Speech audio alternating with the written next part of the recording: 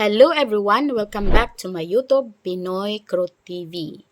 Una sa lahat, maraming salamat po sa lahat ng nanood ng aking mga videos at sa mga nag-subscribe sa aking channel. So malapit na po tayong mag 4K.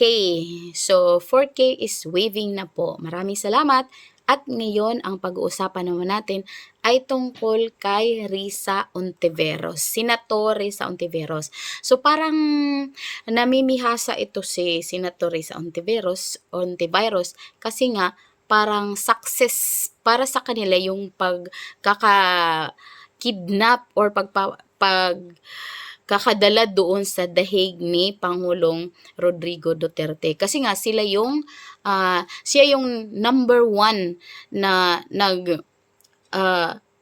nagtuturo, siya yung number one na kumukontra sa drug war ni Pangulong Rodrigo Duterte. So sa katunayan nga, siya yung palagi niyang binubuhay yung si Kian. Palagi yung bukang bibig niya ay Kian na pinatay ni Pangulong Rodrigo Roa Duterte. Parang hindi siya nasa gobyerno, parang hindi siya senador na makapagsalita siya ng ganun ay talagang andun siya, nakita niya, talagang wala siyang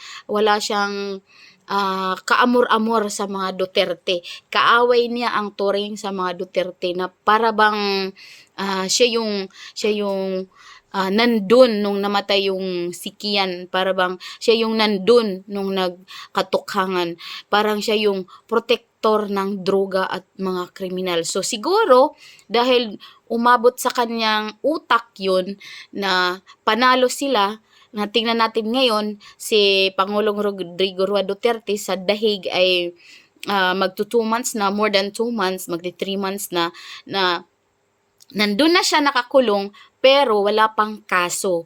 At sinasabi yung update na yung prosecution ay binigyan sila ng more time to prepare. So imagine na, napaka-unfair yung kanilang ginawa. Pinakulong mo na yung tao, pero hindi naman sila handa sa kanilang kaso kasi maghahanap pa sila, aayusin pa nila, i-check pa kung tama ba. So napaka-unfair naman ng ganun. So halimbawa, hindi siya guilty, tapos nakulong na siya doon ng ilang buwan, sino ang mananagot? Ganun ba yon? So ito si Risa Ontiveros, ito nagpahayag siya. Sabi ng News 5, magbasa tayo ng balita, dito sinabi, Senator Risa Ontiveros said that based on Constitution, it is the Senator's obligation to proceed with Vice President's impeachment trial, Sara Duterte. So, difficulty for either side, fight for every vote, sabi niya, because we have yet to hear even the first piece of evidence. O hindi pa nga ninyo narinig nga kasi doon lang galing sa Tuadcom, tapos gugustuhin nyo na magkaroon ng impeachment. Kaya sinasabi ko nga, ang impeachment ay napakamahal. Malaki ang gagastusin. Wala lang ang pera ang Pilipinas, tas gagastos pa. Tas imagine, magbabalik pa kayo ng pera na 3.5 billion sa mga Romualdez. Ano yan? Fight for every vote, yun sabi niya. Okay, so yet to hear even the first piece of evidence. Yung evidence niya si Kian de los Santos, diba? Patunayan nyo yan. Kaya lang, ang mga pumatay sa batang yun ay naparusahan na, natanggalan sa serbisyo, nakakulong na. Ano pa ang gusto nyo? That's where we will kill. Ito sabi na. That's where we will kill, and we should kill as senator judges exercising neutrality regarding voting in the Vice President's impeachment trial. So, kung si Vice President Sara Duterte ay gusto niyang ipagpatuloy ang impeachment trial because she wants to have a bloodbath, sa kanya naman siya yung magkikil.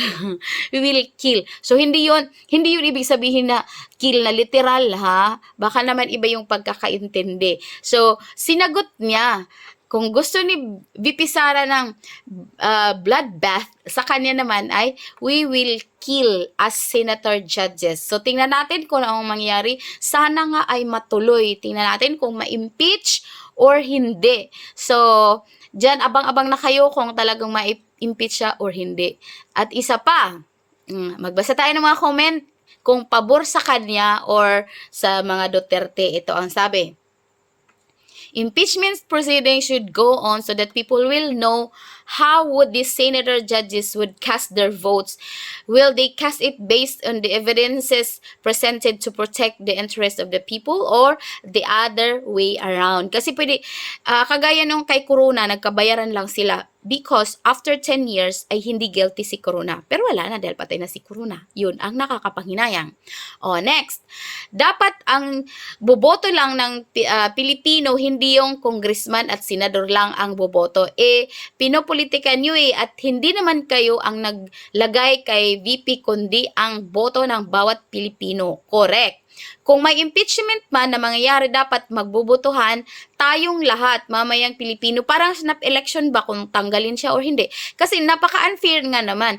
Ilan lang yung boboto sa pag-impeach, samantalang nilagay siya ng 32 million na mga tao. Sabihin na lang natin na 5 million or 10 million na yung umayaw sa kanya kasi mga mga bangag, yung 10 million. So, meron pa rin siyang natitirang 22 million, which is malaki pa rin yun. O, diba? O, ito. Sa totoo lang, sawa na kami sa katuwirang base lang sa Constitution ang trabaho. Kaya nga, nakakasawa lagi. Constitution, hindi naman sinusunod.